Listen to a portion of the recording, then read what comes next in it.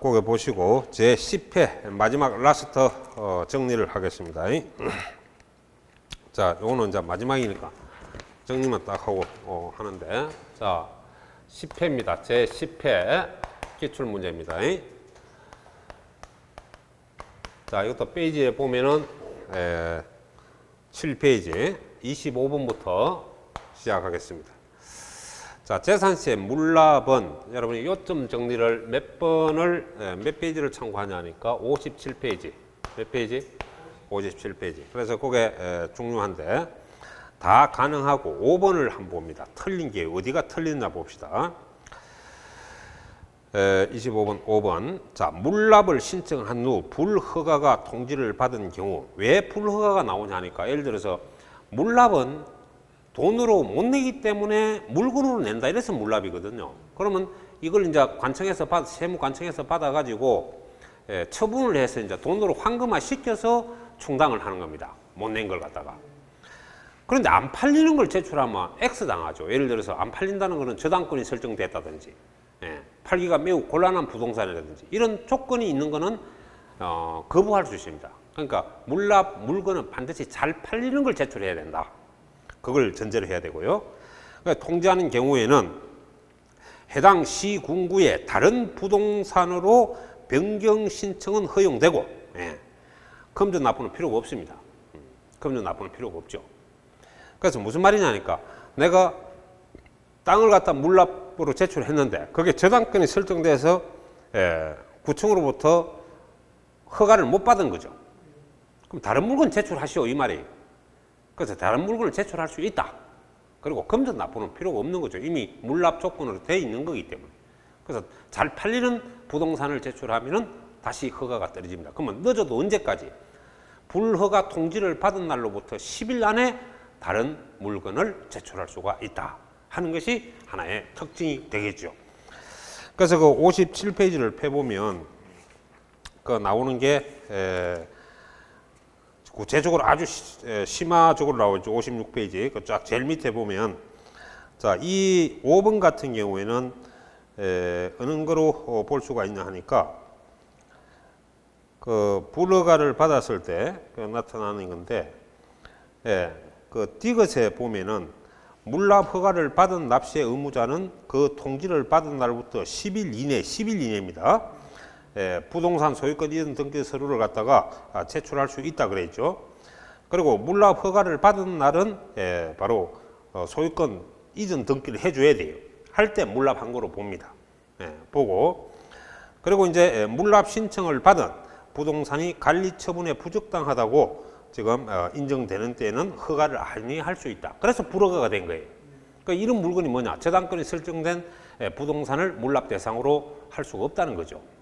X 당하는 거예요. 거부당하는 거예요. 그러면 차후에 문제가 있는데, 이건 아주 깊이 나온 거예요. 그래서 이거는 변경 신청이 허용된다 해야 되거든요. 그리고 금전 납부는 필요가 없습니다. 물납 확정이 된 거는. 자, 그리고 25번에 그래서 답이 5번에 틀렸다는 걸 볼 수가 있고, 그 다음 26번에 그래서 그 해설집에 보면 다 설명을 내가 해놨습니다.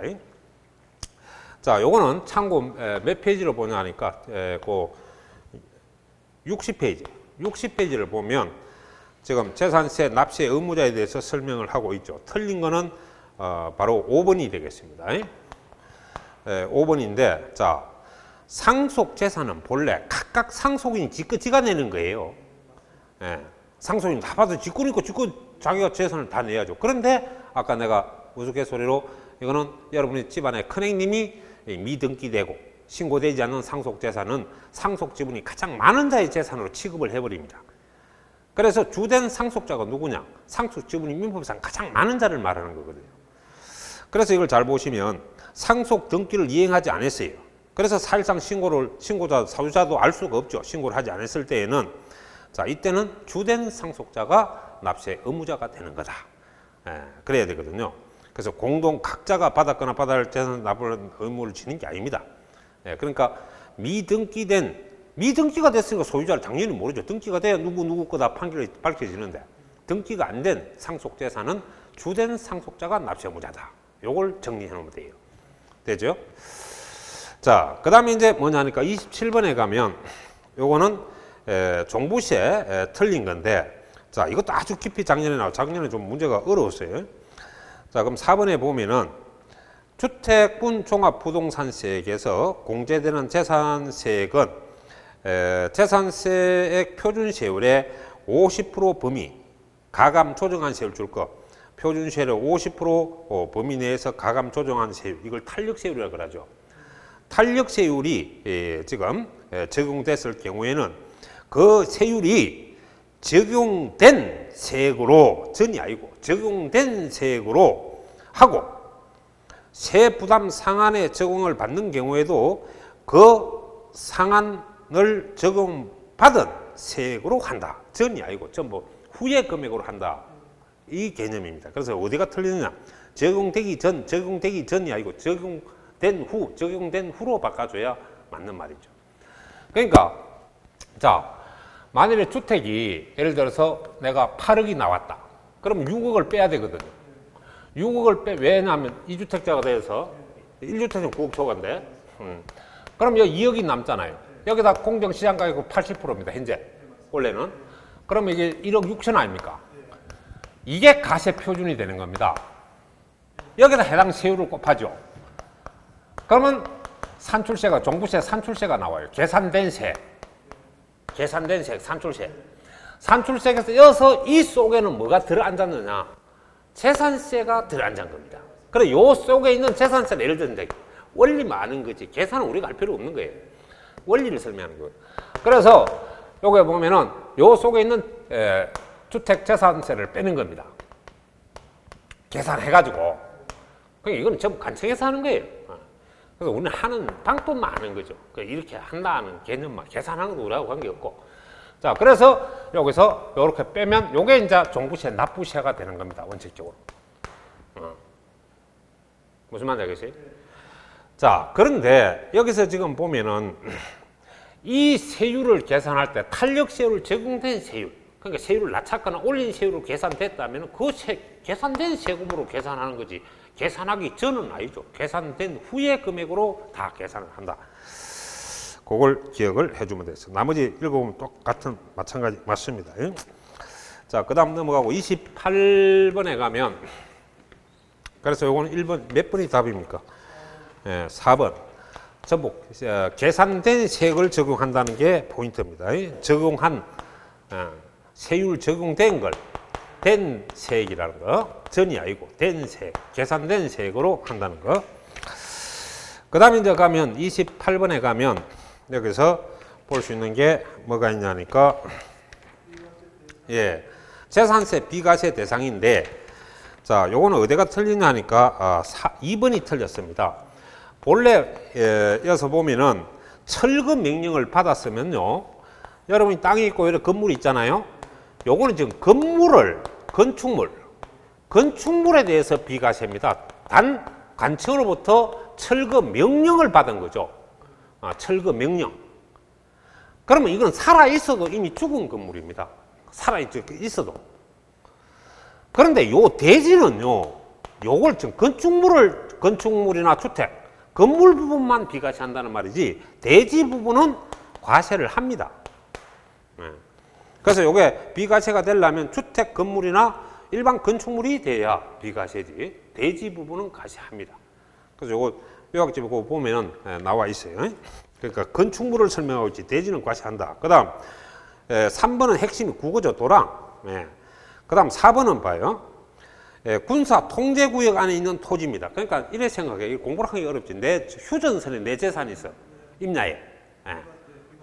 그 국가가 쓰니까 아예 우리가 출입 금지 민간이. 그래서 아예 국가가 수익을 누린다는 개념으로 비과세입니다. 그런데 휴전선은 민통령이라고 있죠. 그 안에 마을이 있잖아요. 그 농사 짓고 가게 있고 뭐 이래 대지로 쓰는 거. 그거는 국가가 쓰는 게 아니죠. 개인이 쓰기 때문에 바로 과세한다. 무슨 과세하냐? 분리과세죠. 분리과세. 대지는 이제 용도에 따라서 우리가 별도도 가능하고 주택 같으면 주택 재산세 물건도 되기도 합니다. 과세한다는 거 말하나요? 제외 이 말은 대지는 과세, 그 다음 전답도 농지도 과세합니다. 그럼 농지 부분은 분리과세다 이 말이에요. 자, 그 다음 5번에 보면 도로입니다. 도로. 사도든지 공도든지 도로는 다 비과세가 됩니다. 아시겠죠? 그 다음 29번에 가면 그거는 29번에 참고를 요약집을 갖다 94페이지를 한번 보시면 알 수가 있습니다.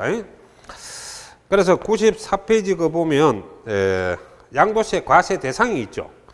그 내용에서 나온 겁니다. 그래서 5번을 보시면 자, 미등기 이 임차권, 입차권의 오타네요.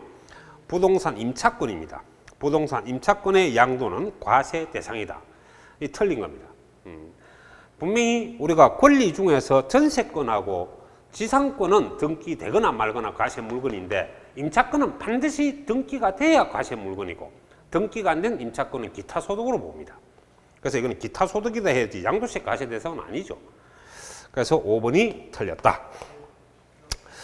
그 다음 30번에 가면 이거는 계산을 안 해도 되겠습니다. 이거는 한 10년이 지나야 출제가 되는데 그 요약집을 보면 이렇게 계산을 하면 맞아요. 그럼 얼마가 나오냐 하니까 2,895만이 나옵니다. 그래서 답은 3번. 이거는 그냥 여러분이 이거는 공부 뭐만 하면 되냐. 고가주택은 9억 초과 부분에 과세한다. 요거만 정리해 놓으세요. 요번에 한 3년간은 그렇게 정리해 놓으면 됩니다. 자, 31번에 가면 그리고 보면은 양도에 해당하는 거 있죠. 양도에 해당하는 거는 97페이지 보면 요약제 97페이지를 읽어보면 이게 나오는데 3번을 한번 보세요. 양도 담보 계약을 체결한 후 그거까지 딱 끊으세요. 양도 담보라는 거는 담보죠, 담보. 담보기 때문에 요거는 양도가 아니에요, 요 단계까지는. 근데 양도 담보는 양도가 아니다. 그래서 양도세가 없습니다. 그런데 만기까지 채무를 갚지를 않죠. 그 채무 불이행으로 인해서 자산으로 변제 충당, 즉 줄 것. 자산을 변제 충당은 등기로만 본등기 쳤다 이 말. 본등기로 넘어갔습니다. 본등기 행위죠, 이거는. 그 채무 불이행으로 우리가 하게 되면 이것은 어떻게 되는가?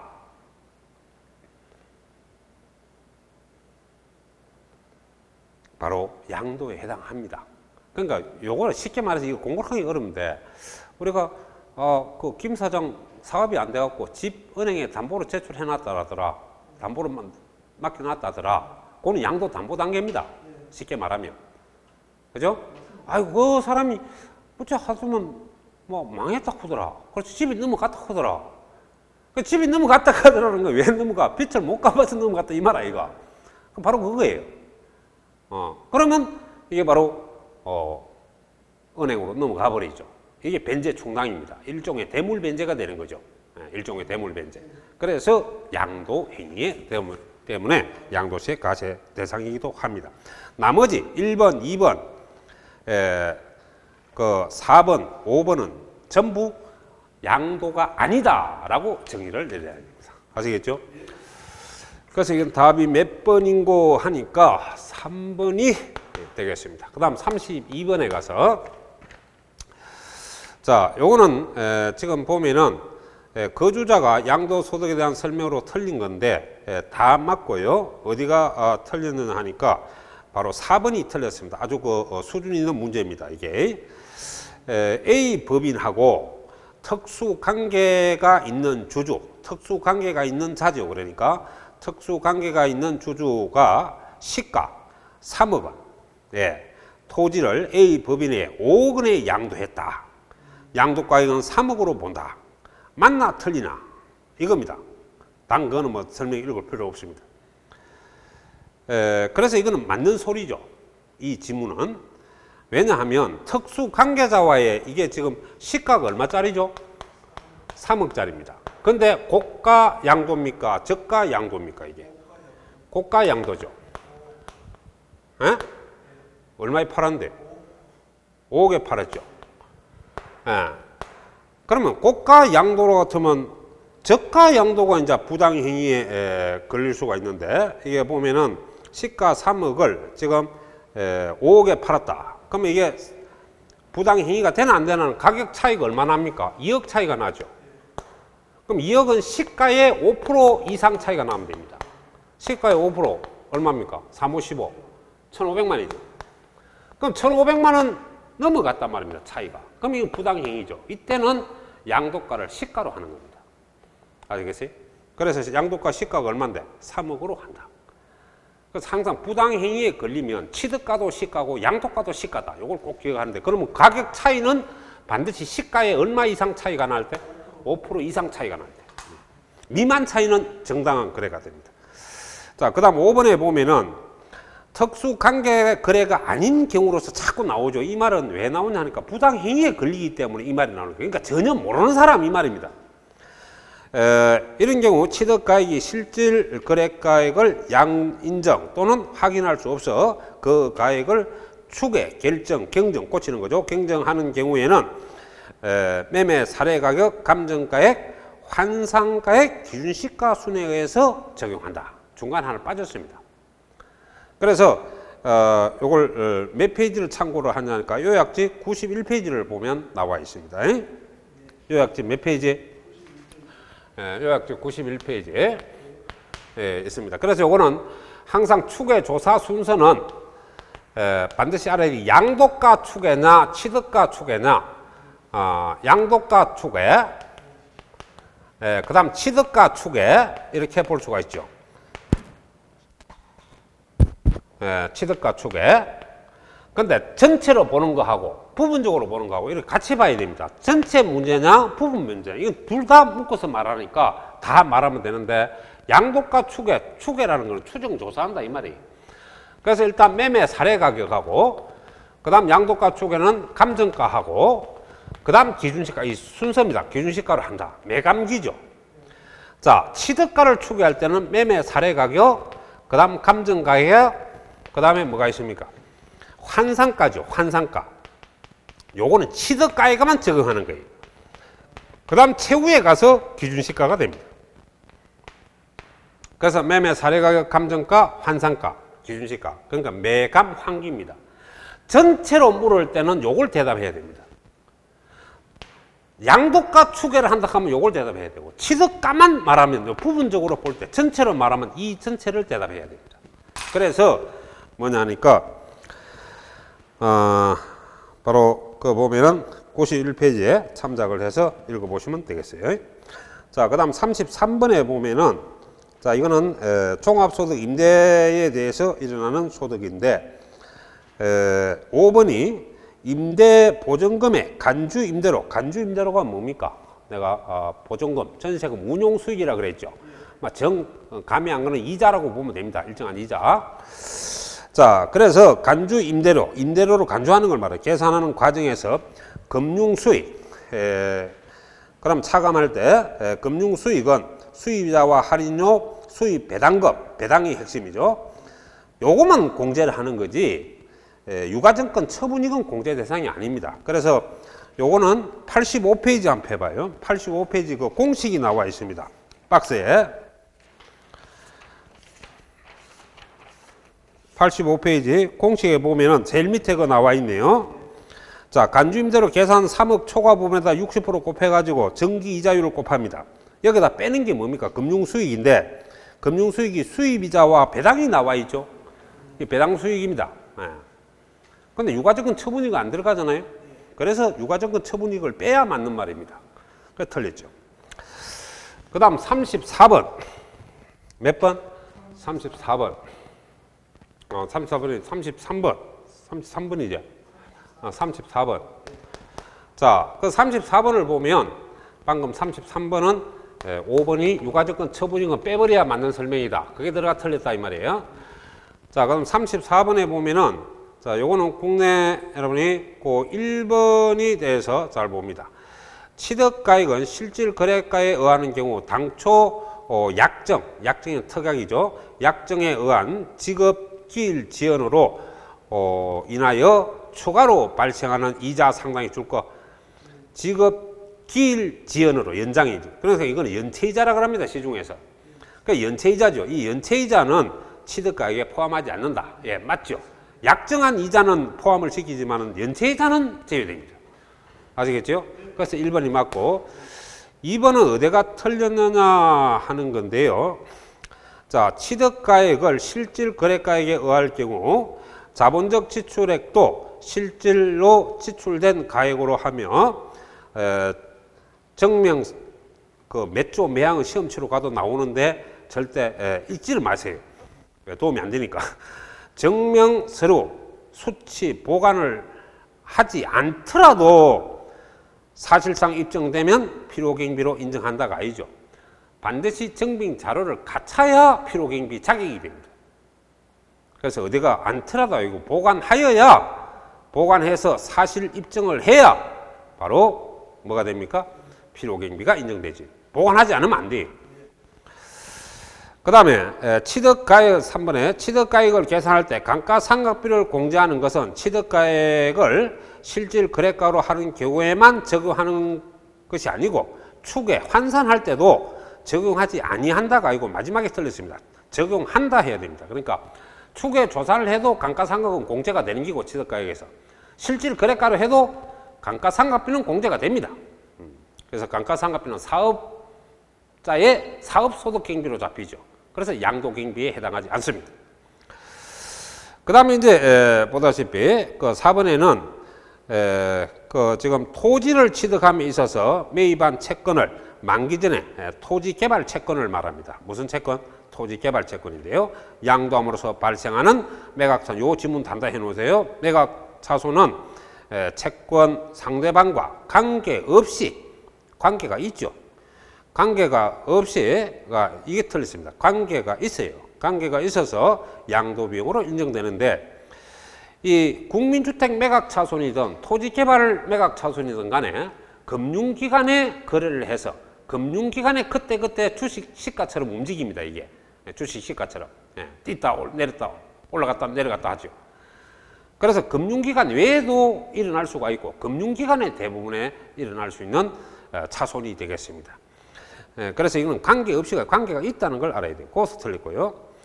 그 다음에 취득세는 이미 전산 처리가 되어 있기 때문에 납부 영수증이 없어도 필요경비가 된다는 걸 알아야 됩니다. 인정하지 않는다가 아니고 인정한다 해야 맞죠. 마지막에. 그 다음 35번에 가서 요거는 53페이지를 참조를 하기 바랍니다. 요약집 53페이지 보면 등록면허세 세율이 지금 등장하게 되어 있죠. 자, 전세권은 전세 금액의 1000분의 2. 상속은 부동산 가격의 0.8이죠. 1000분의 8, 0.8% 아닙니까? 이게 어디서 나온 거냐? 취득세. 우리가 비상원 취득세 표준세율이 2.8%죠. 그래서 2% 빼세요. 그럼 바로 이게 잡아낼 수가 있습니다. 그러면 2% 빼버리면 0.8%, 1000분의 8이죠. 이렇게 판단합니다. 맞죠? 자, 지역권은 요역지 가액의 바로 0.2%. 맞죠? 자, 임차권 설정을 하면은 이거는 월 임대차 금액이지 보증금은 관계가 없습니다. 그거 틀리네요. 월 임대차 금액에 1000분의 2, 0.2%죠. 그게 틀렸습니다. 그래서 4번이 되니까 그 요약집에 53페이지 보면 해놨습니다. 이 박스에 나와 있습니다.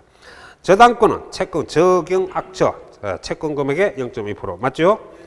그걸 생각해주고 그 다음 36번 가서 취득 시기로 틀린 건데요. 요거는 여러분이 그 42페이지 펴보면은 요약집 42페이지 박스가 있습니다. 거기에 보면은 지금 핵심이 뭐냐니까 주택 재건축 조합이 재건축 사업을 하면서 조합으로부터 취득한 토지 중 여기서 뭐냐니까 조합원에게 기속되지 않는 토지 줄 것이에요. 이게 바로 비조합원의 토지입니다. 뭐라고요?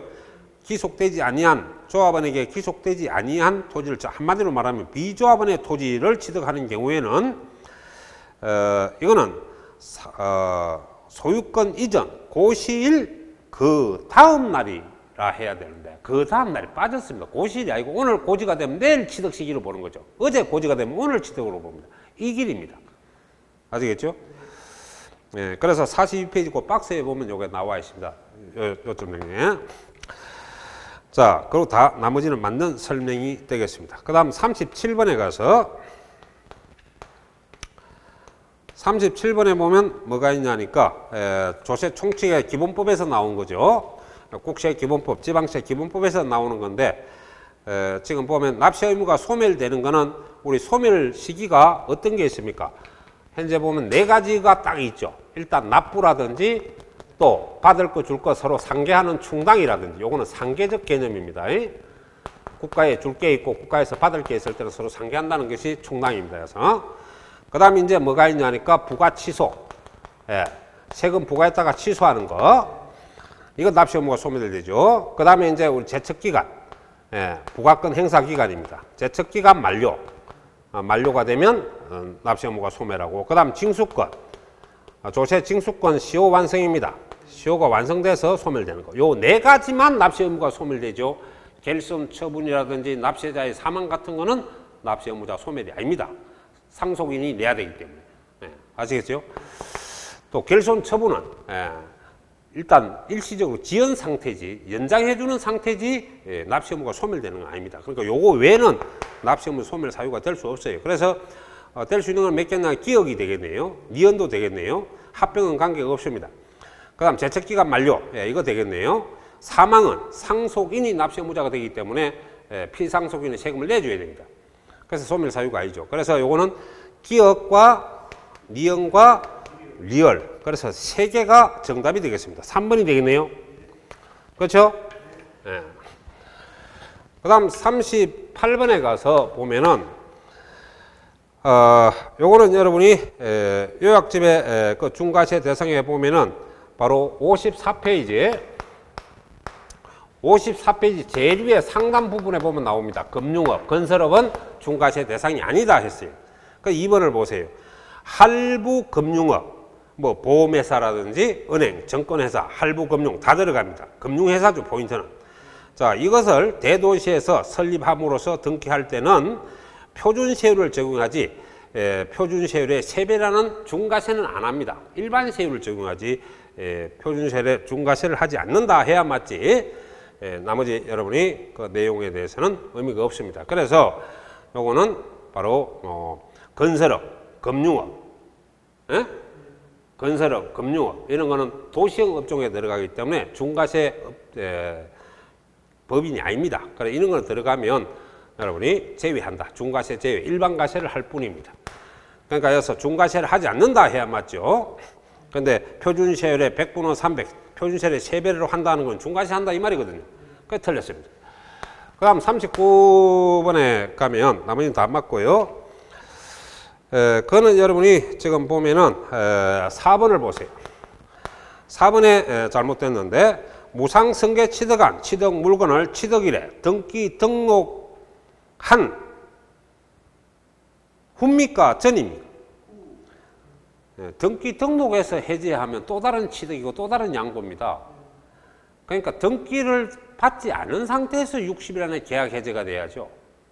그래서 여기서 왜 틀리냐니까 등기 등록을 하지 아니한 상태에서 화해줘서 인락줘서 그걸 보면 41페이지 동그라미 3번에 있죠. 한번 찾아보세요. 동그라미 3번 41페이지 요약집에